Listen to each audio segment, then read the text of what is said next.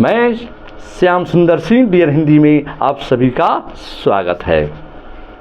आइए, भारत माता, भारत हमारा देश गांव का देश है, जहां पर 70% जनता गांव में ही निवास करती है और भारत माता जो है गांव में ही उनकी सच्ची आत्मा निहित है। जब से देश मेरा आज़ाद हुआ और आज तक सभी लोग यही कहते रह गए कि हमारा देश भारत हर तरह से सुदृढ़ एवं समृद्ध है, लेकिन ऐसा नहीं। कवि के हृदय में बहुत बड़ा क्षोभ है, बहुत बड़ा दुख है कि भारत माता जो उनकी आत्मा सच्ची गांव में निवास करने वाली है, फिर भी भारत माता यहाँ के लोगों को देखकर उनके हृदय में उत्पीड़न हो रहा है। भारत माता रो रही हैं, हमारे भारतवासियों की जर्जर स्थिति को देखते हुए रो रही हैं। हमारी भारत माता, हमारे कविवर, छायावाद की महान प्रवर्तक एवं प्रकृति के सुकुमार कवि सुमित्रा नंदन पंत जी ने यहाँ पर भारत माता का चित्रण प्रस्तुत किया है कि भारत माँ की ऐसी स्थिति है, किस प्रकार जिस तरह से गंगा और जमुना प्रवाहित होती हैं, जल प्रवाहित होता है, वैसे उनके आँखों से आंसू बह रहे हैं। हमारे भारतीय लोगों को देखकर भारत माँ रो रही हैं और यहाँ पर कवि संदेश दे रहा है कि भारत माता ग्रामवासिनी खेतों में फैला है श्यामल, धूल भरा मैला सायांचल, गंगा जमुना में आंसू जल, मिट्टी की प्रतिमा उदासीनी, भारत माता ग्रामवासिनी। आज भी भारत माता का सच्चे हृदय गाँव में ही निवास करता है। कवि कह रहा है कि भारत माता ग्रामवासिनी, माने भारत माँ को प्रश्न के माध्यम से भी आया कि भारत माँ को ग्रामवासिनी क्यों कहा गया है।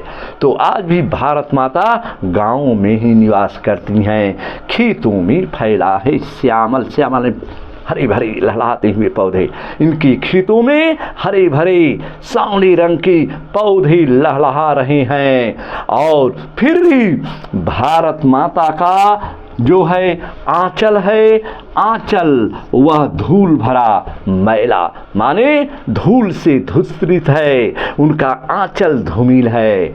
और गंगा जमुना में आंसू जल, गंगा जमुना, जिस तरह गंगा और जमुना का जल प्रवाहित हो रहा है, उसी तरह भारत माता की आँखों से जो आंसू बह रहे हैं वह गंगा और जमुना की धार के समान आंसू निकल रहे हैं। और मिट्टी की प्रतिमा उदासीन, जिस तरह कोई मिट्टी की प्रतिमा उदासीन हो, अर्थात अबोध हो, मिट्टी की मूर्ति पड़ी हो, कुछ बोलती नहीं हो, उसी तरह से साक्षात भारत माँ की स्थिति वैसी बन चुकी है जिस तरह मिट्टी की प्रतिमा उदासीनी, कोई मिट्टी की प्रतिमा हो, कोई मिट्टी की मूर्ति हो और उदास हो, वैसी स्थिति भारत माता की बनी हुई है। मेरे प्यारे बच्चों, भारत माँ हमारे भारतीय लोगों की स्थिति को देखकर करा रही हैं। उनके हृदय में उत्पीड़न है, वेदना है, दुख है। आगे की पंक्तियों में कवि कह रहा है, दैन्य जड़ित, माने दीनता से जकड़ी हुई, अपलक माने बिना पलक का, नत चितवन, जिनकी दृष्टि झुकी हो, नत चितवन, नत माने झुका हुआ, चितवन माने दृष्टि, और अधर, अधर माने होठ, चीर माने बहुत दिनों से, निहिरो रोदन, ऐसा रोना कि जिनके रोवाई में थोड़ा भी ध्वनि न निकले, कराह शब्द की उत्पत्ति। जुग जुग के तम से विष्णु मन, कई वर्षों तक के अंधेरा से अज्ञापन से इनका विश्राम मन बहुत दुखित है। अब वह अपने घर में प्रवासिनी। भारत माँ का यह चित्रण करते हुए कवि कह रहा है, सुमित्रानंदन पंत प्रकृति के सुकुमार कवि कह रहे हैं, भारत माँ दीनता से जकड़ी हुई है और पलक नत चितवन, इनकी जो दृष्टि है बिना पलक का है, उनका दृष्टि झुका हुआ है, सीधे नहीं ताक रही है भारत माँ, उनकी दृष्टि झुकी हुई है और नैदन्य जड़ित दीनता से जकड़ी हुई है हमारी भारत माँ, और अपलक नत चितवन, और उनका जो दृष्टि है वह झुका हुआ है। मेरे प्यारे बच्चों, किस तरह भारत माँ का दयनीय स्थिति, और अधरों में चिरहनी रोदन, उनके होठों पर ऐसी रुआसा स्वर कि ऐसी भारत माँ रो रही हैं, उनके होठों पर जरा भी मुस्कान नहीं है। चीर बहुत दिनों से निहिर और रोदन, भारत माँ ऐसी रोआई रो रही हैं कि इनकी रोने में थोड़ा भी आवाज़ नहीं है। सबसे खतरनाक रोआई जानते हो बेटा क्या होता है? जो दिल में बहुत बड़ी ठेस लगती है, निहरौ, जिसमें ध्वनि नहीं होती है। किसी बच्चे के कोई भी मार देता है तो सिसक सिसक कर जो बच्चा करा करा कर आत्मा से हुंकार निकलती है, उसको हम कहते हैं निहरौ रोदन। वह रोदन जिसमें कोई आवाज़ नहीं हो, सिसक सिसक कर रोना निहरौ रोदन कहलाता है। मेरे प्यारे बच्चों, आइए जुग जुग के तम से विष्णु मन, हमारे भारत माँ का कई वर्षों से अज्ञानता अंधेरा छाया हुआ है। तम माने अंधेरा का तात्पर्य है, अज्ञानता से तात्पर्य है कि जुग जुग के तम से माने कई वर्षों की अंधेरापन से विष्णुवन, भारत माँ का मन विष्णुवन माने विषाद है, दुखित है, उनके हृदय में वेदना है, कष्ट है, पीड़ा है, भारत माँ करा रही है। हमारे भारतीयों की स्थिति को देखकर प्रश्न बनेगा आगे चलकर कि कवि भारत माँ का कैसा चित्र प्रस्तुत करता है। तो मेरे प्यारे बच्चों, जरूर इसी कविता का अर्थ को हम अवलोकन कर लेंगे तो ये प्रश्न का उत्तर बन जाएगा। आगे कवि कह रहा है कि वह अपने घर में प्रवासिनी, भारत माता ग्रामवासिनी। हम अपने घर में भी हों तो हमें जो है स्वतंत्रता न मिले हो, हम किसी के पराधीन हो, तो वह अपने घर में ही प्रवासिनी। आज भारत माँ अपने घर में रहते हुए भी प्रवासिनी बनी हुई है। प्रवासिनी का अर्थ है जो दूसरी जगह जाकर अपना जीवन यापन गुजारा करे, उसे हम प्रवासिनी कहते हैं। ये भी प्रश्न बनाया है हमारे कवि ने। चलिए कि वह अपने घर में प्रवासिनी, आज भारत माता अपने घर में भी रहते हुए भी प्रवासिनी बनी हुई हैं, दूसरी जगह गुजारा कर रही हैं। वैसा चित्र कवि प्रस्तुत करता है भारत माता का। अगली पंक्ति, 30 कोटि संतान नग्नतन, अर्ध क्षुधित शोषित निरस्त्रजन, मूढ़ असभ्य अशिक्षित निर्धन, नतमस्तक तरुतल निवासिनी, भारत माता ग्रामवासिनी। यहाँ पर कह रहा है 30 कोटि, 30 कोटि माने 30 करोड़, संतान माने पुत्र, नग्न माने नंगा, तन माने शरीर। जब तक हम किसी भी काव्य का अवलोकन करने से पहले जब तक उसके शब्दार्थ को हमारे बच्चे न जाने तो अर्थ निहित नहीं हो सकता है, अर्थ नहीं निकल सकता है। तो ध्यान देना है, भारत माता के 30 करोड़ संतान ऐसे हैं। जानते हो जब हमारा देश 15 अगस्त 1947 को आज़ाद हुआ था, उस समय आंकड़ा निकाला गया था कि लगभग भारत का पूरा आंकड़ा 30 करोड़ या 33 करोड़ आंकड़ा। तो उस समय की कविता का बौछार देते हुए हमारे प्रकृति के सुकुमार कवि सुमित्रानंदन बता रहे हैं कि भारत माता के जो सुपुत्र हैं तो 30 करोड़ संतान ऐसे हैं जिनके शरीर नंगे हैं, नग्न तन, नग्न माने नंगे, तन माने शरीर। और अर्धक्षुधित भूख से व्याकुल हैं, शोषित दबे हुए हैं और निरस्त्र जन जिनके पास कोई अस्त्र न हो। ऐसा हमारा देश भारत आज कहने को कहा जा रहा है। हमारे भारत देश में कई प्रकार की कमी है। माने यहाँ के लोग भूखे हैं, व्याकुल हैं, शोषित दबे हुए हैं, निरस्त्र जन जिनके पास कोई अस्त्र नहीं है, और मूढ़ यहाँ के लोग मूर्ख भी हैं, माना जाता है। मूर्ख हैं, असभ्य जो सभ्य नहीं हैं, अशिक्षित पढ़े लिखे नहीं हैं, निर्धन गरीब हैं, नतमस्तक उनके सर झुके हुए हैं, किसी तरह से सिर को तान कर नहीं चल सकते। तारुतल निवासिनी। आज भारत माँ की स्थिति ऐसी बनी हुई है। तारु माने वृक्ष, तल माने नीचे, निवासनी माने गुजारा यापन करना। आज भारत माँ हमारे भारतीयों के लोगों की स्थिति को देखकर रो रही हैं, क्रंदन कर रही हैं, विलाप रही हैं। ऐसी स्थिति जहाँ सपना कभी देखा था किसी कवि ने कि जहाँ डाल डाल पर सोने की चिड़िया करती बसेरा, वह भारत देश है मेरा। लेकिन आज देश हमारा कैसा है देख रहे हो मेरे बच्चों। यहाँ भारत माँ की स्थिति देखकर कवि आकलन कर रहा है। आज भारत माँ रो रही है। चलिए अगली पंक्ति कवि संदेश दे रहा है। क्या कह रहा है कि स्वर्ण सस्य पर पद तल लुंठित। तल माने तले, लुंठित माने रौंदा हुआ, पर माने पाए, सस्य माने फसल, स्वर्ण माने सोना। आज बताया गया है कि सोने के समान हमारी भारत माँ की जो खेत हैं लहलहाते हुए जो दिखाई दे रहे हैं, आज वो फसल पैर के तले रौंद दिए गए हैं। पद तल लुंठित, लुंठित माने रौंद देना, पद माने पैर, तल माने तले। आज हमारा देश में जो भारत माँ पता नहीं सोने के समान लहलहाते हुए जो खेत में फसल हैं वो पैरों तले क्या कर दिए गए हैं, रौंद दिए गए हैं। ऐसी स्थिति।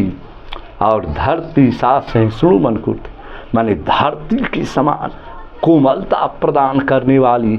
जैसी माँ अपने बच्चे की सहन को सह लेती है, सहिष्णु हर बात को माँ सह लेती है। कितना हूँ पुत्र प्रताड़ित करता है, लेकिन माँ तो माँ होती है। तो उसी तरह कवि ने धरती को माँ की उपाधि दी है।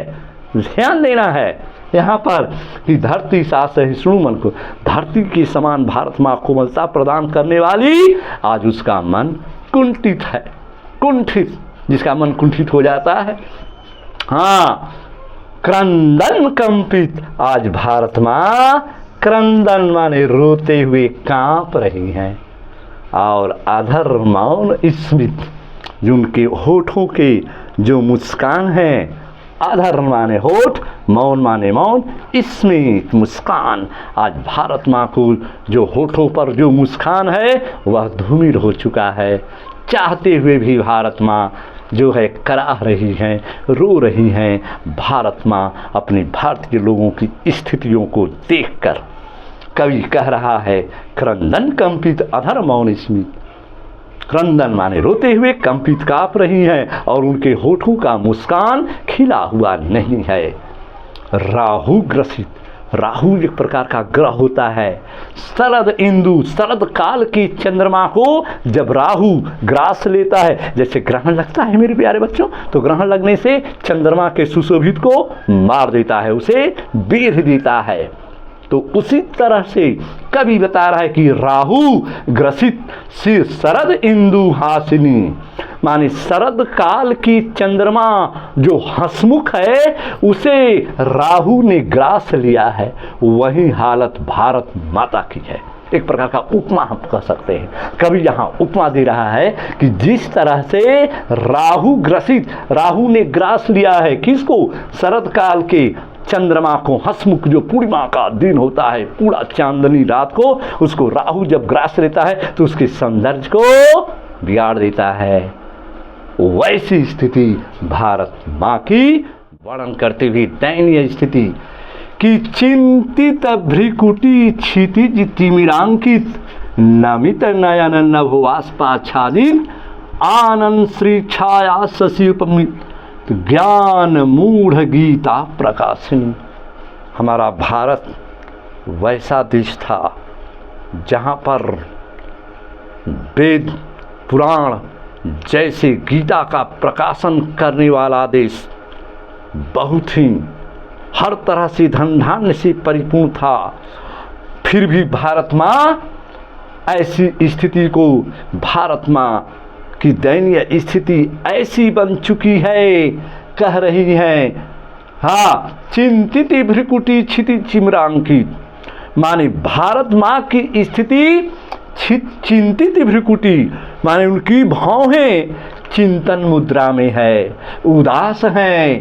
क्षितिज तिमिरांकित, जहाँ क्षितिज आकाश है पूरी आकाश को क्या कहे तिमिर अंकित, अंधेरापन ने पूरा उसे ढक लिया है, जहाँ अंधकार ही अंधकार है। नमित नयन, उनके नयन झुके हुए हैं, सीधे ताक नहीं रही है। नमित नमा झुका हुआ नयन और नभ आच्छादित, और आकाश में पूरे कुहासा माने वाष्प जोड़ आच्छादित, जो कुहासा छेक ले और उसका सौंदर्य दिखाई न दे, वैसी स्थिति भारत माँ की बनी हुई है।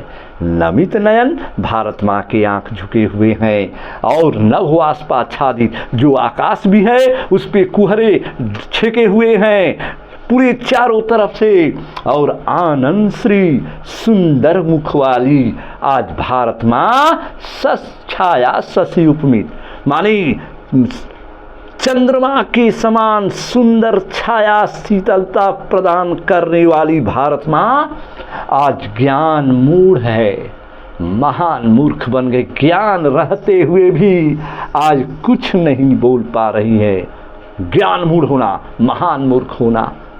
गीता प्रकाशिनी, यह हमारा देश ऐसा था जहाँ गीता जैसी, वेद जैसी, पुराण और गीता जैसी प्रकाशन करने वाला देश था हमारा भारत माता। हमारे कवि क्षयवाद की महान प्रवर्तक बता रहे हैं सुमित्रानंदन पंत, जो वैसी स्थिति भारत माँ की बनी। अगली पंक्ति में मेरे प्यारे बच्चों, चलिए अंतिम में वाह वाह करते हुए चलिए, हर चीज का है फिर भी हमारा भारत माँ, जहाँ डाल डाल पर सोने की चिड़िया करती बसेरा, वह भारत देश है मेरा। मेरे प्यारे बच्चों, आज अंतिम पंक्ति में हमारे प्रकृति के सुकुमार कवि बता रहे हैं कि सफल आज तप उसका संयम। आज भारत माँ का जो सफल आज तप माने तपस्या, संयम माने संयमित, आज भी भारत माँ का जो तपस्या है वह आज भी संयमित है, नियमित है बिल्कुल। और पीड़ा अहिंसा स्तन्य सुधोपम, आज भी भारत माँ अहिंसा का सुधोपम माने सुधा अमृत के समान स्तन्य, अपने स्तन का दूध पान कराती हैं। वैसी है भारत माँ कि पूरे भारत के लोगों को पीड़ा अहिंसा स्तन्य सुधोपम, जो अमृत के समान उनके स्तन के दूध हैं, जो अहिंसा रूपी दूध को पिला रही हैं और हरती हरण कर रही हैं। जन मन भय, लोगों के मन में जो भय है, डर है, शंका है, और भव तप भ्रम, भव माने दुख, तम माने अंधेरा अज्ञान, और भ्रम माने डर, वैसे को दूर करने वाली हैं। और जग जननी माने हे जग माता, जीवन प्रकाशिनी, जीवन को प्रकाश करने वाली भारत माँ तेरी जय हो। भारत माता ग्रामवासिनी, कवि ने भारत माता को ग्रामवासिनी कहकर नवाजा है। ग्रामवासिनी गांव में रहने वाली भारत माता है। इसी के साथ आज का वीडियो कैसा लगा मेरे प्यारे बच्चों, जरूर सब्सक्राइब करिएगा। धन्यवाद।